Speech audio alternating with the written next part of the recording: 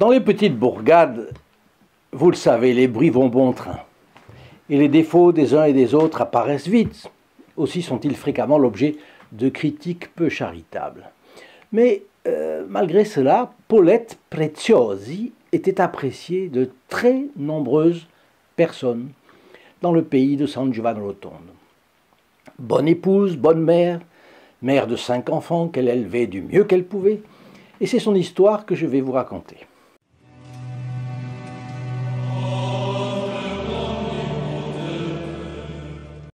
Chers amis fidèles du Padre Pio, bonjour, mon nom est Jean Goyard et vous assistez au programme sur les pas du Padre Pio. Aujourd'hui, le Padre Pio discernait parfois les événements dans une certaine incertitude, d'où l'énigmatique prédiction qui va suivre. Vous êtes ici parce que vous savez que la vie de Saint Pio de Pietrelcina est pleine de miracles, de guérisons, etc. Notre objectif est de la faire connaître. Du fond de son monastère, sa mission était d'arracher les âmes aux griffes du diable. Parce que le diable le combattait, et qu'il combattait le diable. Et Jésus lui avait promis qu'il serait vainqueur du diable. Malgré toutes les frayeurs et les inconvénients et les souffrances qu'il a eues. Nous diffusons sa photo gratuitement et franco de port pour amener sa présence consolatrice dans les foyers. Si vous voulez la recevoir pour vous ou un proche, venez dans la description sur le lien https://st-padre-pio.fr, c'est ici en bas dans la description. Et si vous demeurez au Canada, composez le 1 844 398 88 67. Paulette Preziosi devait être fort vertueuse, puisque un jour le Padre Pio a dit d'elle « Des consciences aussi délicates que celles de Paulette confondent le confesseur qui ne trouve en elle matière à absolution. » Qui ne trouve en elle matière à absolution. De la bouche du Padre Pio, c'est un compliment de taille. J'aimerais énormément qu'il en soit de même pour moi. Eh bien, un certain carême a vu s'abattre sur elle une terrible épreuve de santé. Une pneumonie qui lui a pris les 2 poumons. Et diverses complications s'y sont très vite ajoutées, de telle manière que les médecins ont jugé son cas désespéré. Son mari, qui jusqu'alors était un chrétien peu convaincu, malgré la vertu de sa femme, a accouru au monastère avec ses 5 enfants, implorant le Padre Pio d'intercéder auprès de Dieu et de la Vierge Marie pour que Paulette ne soit pas retirée de son foyer. Notre bon capucin avait de la peine à masquer son émotion devant les pleurs des enfants. Et peu avant la Semaine Sainte, les nombreuses amies de la mère de famille ont entouré le Padre Pio à l'entrée de la clôture du monastère, le suppliant d'arracher la malade à la mort. Après les avoir écoutés, il resta pensif quelques instants et laissa tomber cette prédiction énigmatique. Elle ressuscitera le jour de Pâques. Qu'est-ce que cela pouvait bien vouloir dire? À Pâques, c'est notre Seigneur dont on fête la résurrection. Les femmes sont parties sans savoir à quel saint se vouer. Elles n'avaient pas pensé en effet à la santé de l'âme de leur ami, mais seulement à demander sa guérison dans une optique charitable, certes, mais dans une perspective de ce monde. Elles pensaient à la catastrophe familiale que la mort de Paulette allait représenter pour les enfants, pour le mari. Elles ressentaient le côté sentimental des choses. Et c'est humain, on ne peut pas leur reprocher, elles s'intéressent à la situation du prochain. Mais le futur de l'âme n'est-il pas beaucoup plus important pour un chrétien? Que vaut de gagner le monde si c'est pour perdre son âme? Le Padre Pio, lui, avait répondu sur le plan surnaturel. C'était ce qu'il y avait de plus désirable. C'était la leçon de cette affaire qu'il fallait retirer. Savoir que l'âme de Paulette serait au ciel dans un délai aussi court, dans la contemplation de l'immense variété des beautés de Dieu, et qu'elle intercéderait pour tous ceux qui resteraient ici-bas. Le vendredi saint, l'état de Paulette a empiré. Elle a perdu connaissance et à l'aube du samedi, elle est entrée dans le coma. Et elle passa tout le samedi dans le coma. La tension augmentait et quelques membres de sa famille sont montés au couvent pour un ultime appel. Et je pense que la personnalité du Padre Pio était si empreinte de la présence de Dieu que dans les cas catastrophiques comme celui-ci, les gens venaient se serrer autour de lui comme les poussins autour de la poule pour se sentir plus près de Dieu. Dès leur départ, Paulette s'immobilisa et ne donna plus aucun signe de vie. Les heures ont passé. Voilà. Ceux qui étaient restés à la maison se sont donc préparés à l'habiller. Et pour la circonstance, selon une tradition du pays, on prépara sa robe de mariée. À la même heure, un jeune homme ami du Padre Pio rencontrait le Padre Pio qui allait célébrer les offices du baptême de Pâques. Ému, parce que c'était certainement une fille spirituelle du Padre Pio. Ému, le padre serra le bras de son mari à lui faire mal et lui dit sur un ton très fort, « Prie, elle est en train de mourir. » L'église était bondée de fidèles. Les parents et les amis de Paulette priaient à haute voix même. On est en Italie du Sud. Hein. Alors, il y a beaucoup d'émotions. Un grand silence s'est fait lorsque le Père entra au chœur. Au Gloria, quand les cloches de la résurrection retentit, la voix du Père s'étrangla. Vous voyez, il participait aux souffrances de ses fidèles. C'est impressionnant. À l'instant même, dans son lit, eh bien, Paulette a ouvert les yeux. Elle s'est levée, elle a rejeté ses couvertures, s'est prosternée au sol, donc elle savait bien ce qui se passait, et elle a récité 3 fois le credo. Elle était guérie. Quelques jours après, le Padre Pio a expliqué « Je n'en pouvais plus. Ces enfants, ce pauvre homme en larmes, me déchiraient le cœur. Aussi, je me suis adressé à Saint Joseph et je lui ai dit « Ce n'est pas possible de les laisser ainsi souffrir. Prenez-la ou guérissez-la, je vous en supplie. » Ceux qui, le matin du samedi, s'étaient préparés à mettre Paulette en bière avaient évidemment cru qu'elle était morte. Et lorsqu'ils la virent sauter du lit, guérie, ils ont cru pour de bon à une résurrection. Alors voyez, le Padre Pio avait transmis ce que Dieu lui avait permis de voir, mais il est clair que lui-même ne savait pas ce qui allait se passer. Si Paulette reviendrait à la vie terrestre, ou bien si elle serait définitivement heureuse dans le ciel à l'occasion de la fête de la résurrection de notre Seigneur Jésus-Christ. La réponse du Padre Pio avait été énigmatique. Pourquoi? Parce qu'elle portait l'ambiguïté d'une incertitude où lui-même se trouvait. Et puis cela nous en renseigne sur un autre point de la doctrine catholique. Le Padre Pio avait le don de prédiction, mais comme il l'a dit un jour, ce qu'il voyait, il le voyait en Dieu. Cela voulait dire qu'il ne savait pas tout.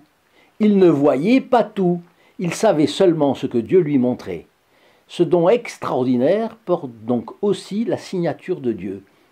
C'était une grâce, un don gratuit de Dieu, une participation créée par Dieu à la vie incréée de Dieu, et comme toute grâce, elle n'était pas automatique. La grâce peut être abondante chez quelqu'un. L'Écriture la compare à une source d'eau vive, mais d'une manière très générale, l'Église se méfie des manifestations trop évidentes de la grâce, trop automatiques, trop continues. Dans l'Ancien Testament comme dans le Nouveau, les choses ne se sont jamais passées ainsi. Dans les apparitions, voyez, Notre-Dame de Fatima, ce sont 6 apparitions. Lourdes, petit nombre d'apparitions. La Salette, petit nombre d'apparitions. Pellevoisin, petit nombre d'apparitions. Pontmain, petit nombre d'apparitions. L'île Bouchard, petit nombre d'apparitions. Bien, la preuve de cela, c'est la vie du Padre Pio. Malgré l'étendue de ses dons et le fait qu'il était particulièrement assisté par la grâce, lui-même se montrait irrité lorsqu'on ignorait cela, qu'on lui attribuait quelque chose qui appartenait à Dieu et pas à lui.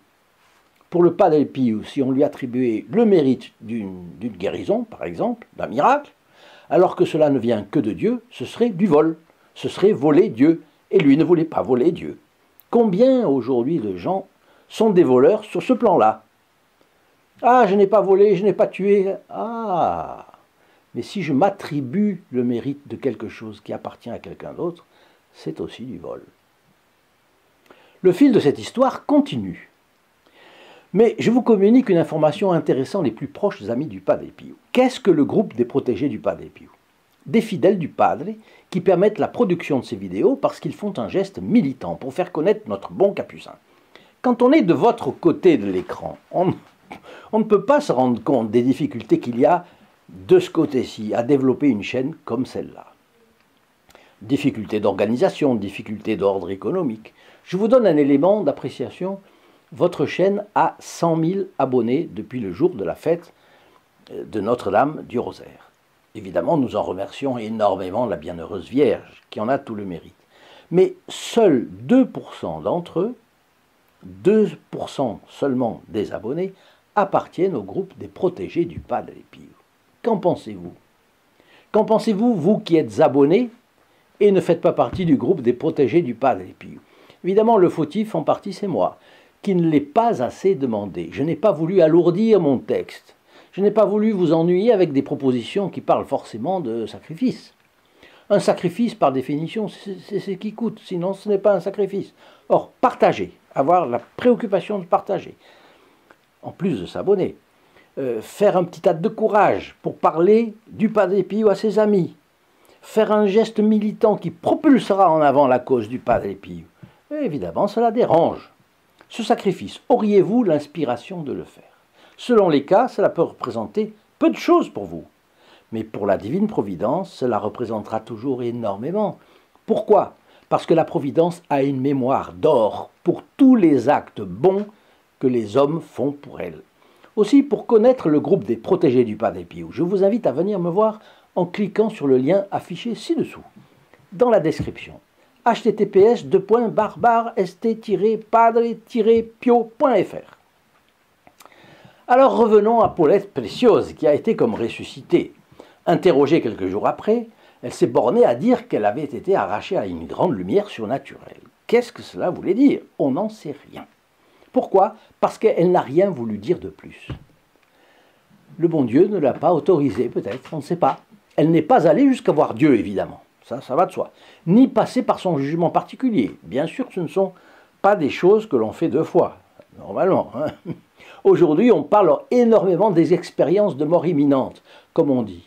Un de mes amis a connu une personne comme cela, mais cette personne n'a pas brodé, comme tant de gens brodent sur le fait. Et ils ont vu ceci, ils ont vu cela, et un tunnel, et une lumière, et ceci, et cela. Allez savoir. Ce qui, pour la dame dont il s'agit, et à mon avis, celle qui est l'amie d'un de mes amis, qui a parlé avec elle, eh bien, c'est une marque d'authenticité. Elle n'a pas brodé. En brodant, qu'est-ce qui se passe? On fait imaginer beaucoup de choses qui peuvent contredire la réalité telle que Dieu l'a créée. Ce qui est sûr, c'est que l'histoire de Paulette Preciosi ne fournit aucune donnée supplémentaire. Par contre, quelles ont été les réactions des habitants du pays après la première explosion de joie devant ce fait extraordinaire à San Giovanni Rotondo? Un petit nombre y a vu une véritable résurrection. Une majorité de personnes y a vu une guérison sensationnelle. Mais, disons, une coïncidence heureuse, qui sait? Vous voyez le scepticisme, parce que quand on a à portée de main un saint thaumaturge, comme le Padre Pio, qui, à son contact, les miracles, venez, tout le monde le savait, le Padre Pio autour duquel se produisaient des miracles de cas comme celui-là, c'est quand même une faute de scepticisme, d'indifférence, de ne pas au moins aller vérifier sur place ce qu'il en est d'un pareil moine. Non. Bon, mais l'événement dit, le chapitre de ce livre très intéressant dont je vous ai parlé, et bientôt l'événement tomba dans l'oubli. Cela fait penser à tant et tant d'oublis qui se produisent autour des saints. Sur le coup, on est frappé, et puis le train-train quotidien dont s'est si bien usé le diable mange, corrode, dissout le souvenir des grâces dont on a pu être témoin. D'innombrables pèlerins de San Giovanni Rotondo étaient sidérés, comme le disent les jeunes générations. Aujourd'hui, ils étaient scotchés, parce qu'ils avaient vu, entendu ou senti les grâces fulgurantes d'abord, qui leur faisaient retrouver Dieu, plus important, puis le discernement de la vie des pénitents par le Padre Pio, le discernement des esprits par le Padre Pio aussi, son parfum qui permettait de détecter sa présence dans le monastère, de le suivre même à la trace dans les couloirs. Les bilocations du Padre, ses prédictions, les guérisons soudaines, complètes et durables, les lettres dont il prenait connaissance sans les ouvrir, les langues étrangères qui n'étaient pas un obstacle pour lui, les réconciliations dans les ménages qu'il produisait, les crimes contre la vie humaine innocente qu'il arrivait à éviter, les déviations de l'amour conjugal qu'il empêchait, car le mariage est saint, vous le savez bien. Bref, les pèlerins stupéfaits cherchaient à échanger avec des confrères du Padre Pio. Ceux-ci répondaient souvent « Ah, vous savez, on est habitué ici, il ne faut s'étonner de rien avec le Padre. » Oui, c'est une formule du langage courant, il ne faut s'étonner de rien, parce que tout est extraordinaire avec le Padre Pio. Mais cela ne donne pas une clé de compréhension suffisante. Il fallait voir au-delà. Dieu parlait à travers ce moine capucin, mais de quoi parlait Dieu à travers ce moine capucin? C'est la grande question qu'il fallait se poser. Il fallait aussi garder intact le souvenir des grâces reçues. Les filles et filles spirituelles du Padre Pio ont persévéré dans cette voie, espérant que c'était le cas de tous les pèlerins à San Giovanni Rotondo. Mais cela nous concerne aussi. Gardons précieusement le souvenir des grâces reçues, qui nous rappelleront dans les moments d'épreuve que Dieu et sa Sainte Mère nous aiment plus que la totalité des mères du monde nous auraient aimés si elles n'avaient toutes eu qu'un fils, qu'un enfant qui aurait été nous-mêmes. Et nous pouvons continuer à nous poser la question, qu'est-ce que Dieu veut me montrer à moi à travers la vie du Padre Pio? Si vous avez aimé cette vidéo, n'hésitez pas à le dire et à la partager. N'oubliez pas que je vous donne rendez-vous en bas de cette description sous le lien https://padre-pio.fr. Que la Sainte Vierge et le Padre Pio vous bénissent. Alors à tout de suite! In nome del Padre, del Figliolo e dello Spirito Santo, e così sia. Sia lodato Gesù e Maria, oggi e